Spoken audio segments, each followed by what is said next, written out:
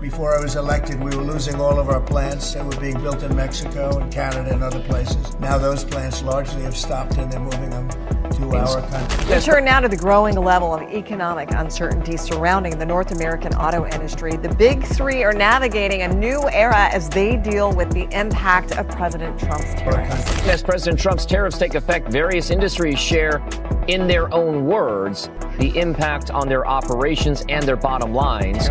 Everybody across the entire auto industry.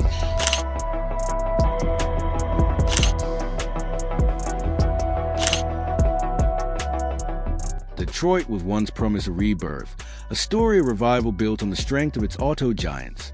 Instead, the very companies meant to symbolize America's industrial resilience are quietly plotting their escape. Behind closed doors, two of the most iconic names, Chevrolet and Stellantis, are signaling that the United States is no longer their safe harbor. Instead, it has become a burden threatening their survival. The numbers reveal the depth of the crisis. Stellantis is bracing for losses that could top $2.3 billion in the first half of 2025 alone, with sales collapsing by nearly 25% in its largest market.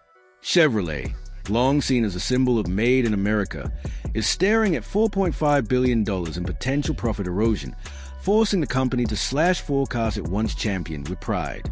Across Michigan, Indiana, Mexico, and Canada, production lines are being frozen or cut back. The slow bleed is spreading across the continent, raising urgent questions.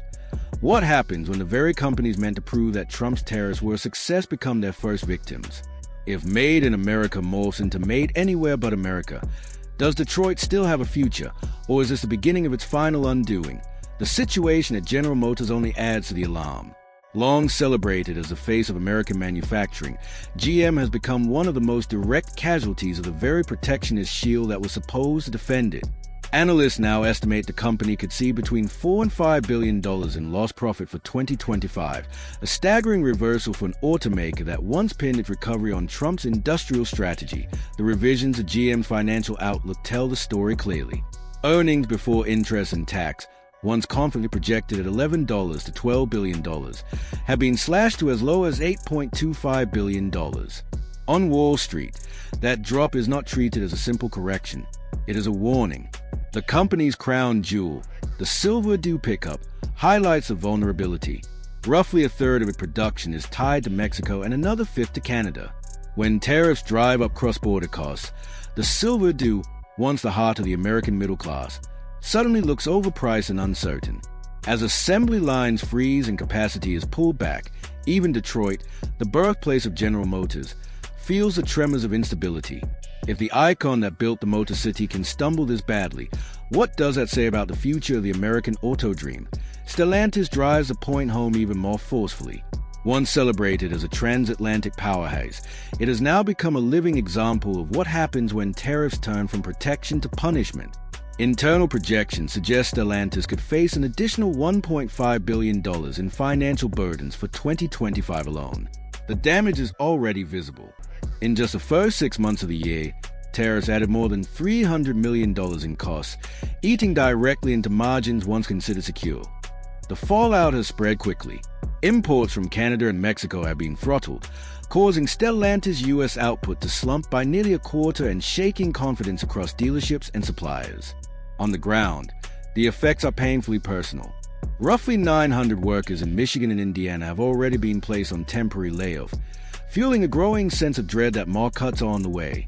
What was once a story of cross-continental pride is rapidly becoming a cautionary tale. Giants, it turns out, are not immune when policy collides with global supply chains taken together.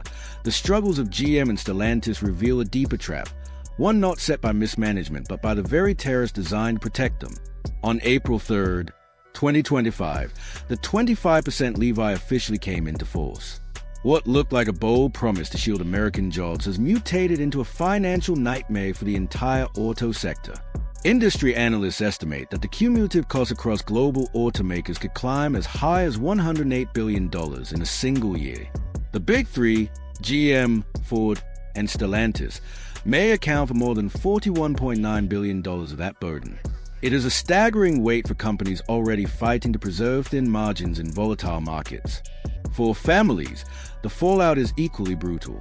With import costs soaring, the sticker price of many cars has reportedly jumped by $5,000 to $15,000, transforming what was once a standard family purchase into something that feels closer to a luxury. Even Stellantis top leadership has pleaded with Washington for relief, urging the White House to carve out exemptions for Canada and Mexico, whose supply chains are tightly bound to Detroit. Yet so far, those calls have gone unanswered, leaving the industry to absorb the cost alone. Corporate balance sheets tell one story, but the human cost is even harder to ignore. What began as an abstract tariff percentage has become a boomerang striking directly at American workers and families. In Detroit, Flint, and across Indiana, layoffs have turned once busy factories into quiet holes. Strikes ripple across the Midwest as workers demand to know why protection has left them unprotected. Each shuttered assembly line means another community stripped of paychecks, another small town hollowed out. Consumers, too, are caught in the crossfire, with prices on new cars climbing by tens of thousands of dollars. Families who once dreamed of upgrading are now postponing purchases indefinitely. Dealers report empty showrooms, not because supply has dried up, but because demand has evaporated under the weight of inflated costs. Even GM's internal accounting underscores the crisis. What was meant to be a strategy for revival is quickly unraveling into a cautionary tale of unintended consequences. Detroit was promised a rebirth. Instead, its giants are bleeding out under the very policies meant to save them. The question is no longer whether the Motor City can reclaim its former glory, but whether it can survive at all. Importing essential components from South Korea, Mexico, and Canada has added an estimated $2 billion in extra expenses. On factory floors and at kitchen tables, the same question echoes louder every day.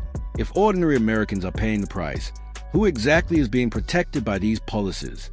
What was once framed as protectionism has instead boomeranged back, ricocheting outward to provoke allies and embolden rivals in ways Washington may not have anticipated. Canada and Mexico, the two pillars of Detroit's cross-border supply chain, have already retaliated by tightening exports and disrupting flows worth tens of billions in auto parts. For GM, Ford, and Stellantis, these are not minor inconveniences.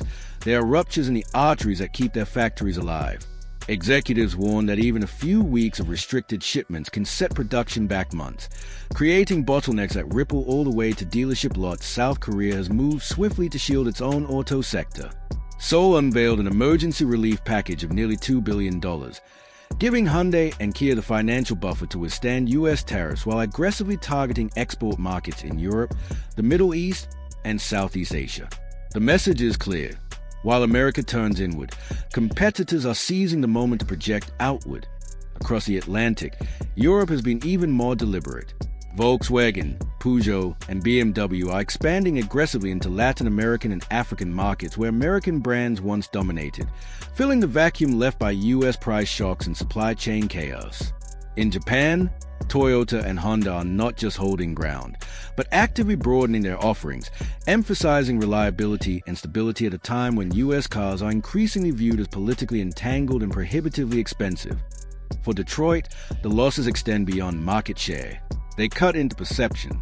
The city that once embodied global automotive strength now risks being recast as a cautionary tale of how a nation surrendered competitiveness by isolating itself. In the quiet calculations of boardrooms abroad, every lost contract and every diverted shipment reinforces a signal that America's grip on the industry it once defined is slipping away. As allies strike back and rivals surge ahead, America's weakest link is snapping: its supply chain. What is unraveling is not just profit margins, but the industrial ecosystem that once made Detroit the envy of the world. Across Texas, Missouri, and into Ontario, feeder plants specializing in transmissions, steel frames, and precision electronics for GM and Stellantis have gone dark, either suspending operations or shutting down entirely. These were not minor suppliers, but critical cogs in a machine that relied on constant movement. When they stop, dozens of subcontractors, paint finishers, sensor manufacturers, and tool makers are dragged down with them, creating a chain reaction of instability across the Midwest economy. Mexico, long treated as the indispensable extension of Detroit's assembly lines, once contributed nearly $30 billion worth of components annually to Chevrolet's Silver due alone. Now those flows are throttled by tariffs and retaliatory restrictions, forcing plants in Michigan and Indiana to run at half capacity or, in some cases, stand idle. Production managers describe warehouses filled with unfinished vehicles, waiting on parts that may never arrive. A single missing chip or gearbox can freeze output worth millions of dollars, leaving half-built trucks gathering dust. The collateral damage spreads even further. Trucking companies that once hauled auto parts daily along the Detroit-Windsor corridor now report fleets sitting idle. Ports along the Great Lakes are watching container traffic collapse as inbound shipments of components dry up. Small machine shops, tire distributors, and repair businesses that survive on steady contract with automakers are seeing orders evaporate in a matter of weeks. The entire regional economy is being hollowed out. For Detroit itself, the transformation is brutal. A city once celebrated as a hub of America's comeback story is being rebranded as the epicenter of an industrial recession. The image of humming assembly lines and crowded supply parks has been replaced by empty warehouses and silent loading docks. The very heart of the machine is seizing up, and the question is no longer whether the damage spreads, but how deeply it will carve into the future of America's industrial backbone. What is happening in Detroit is no longer just a local tragedy. It has become a test case for the entire era of American protectionism. A city once held up as a global symbol of industrial might is now choking on the very policies that promise to restore it. Allies who once trusted Washington are now questioning its reliability, while competitors are constructing supply chains designed to bypass the United States altogether. That if Chevrolet and Stellantis, two of Detroit's proudest pillars, can be pushed to the brink, what does that mean for Ford, or for the future of the American auto industry as a whole? The stakes are far larger than one city or one sector. This is not just about cars. It is a warning that in the age of protectionism, the true cause may be nothing less than the long-term collapse of the American dream itself. So the question remains.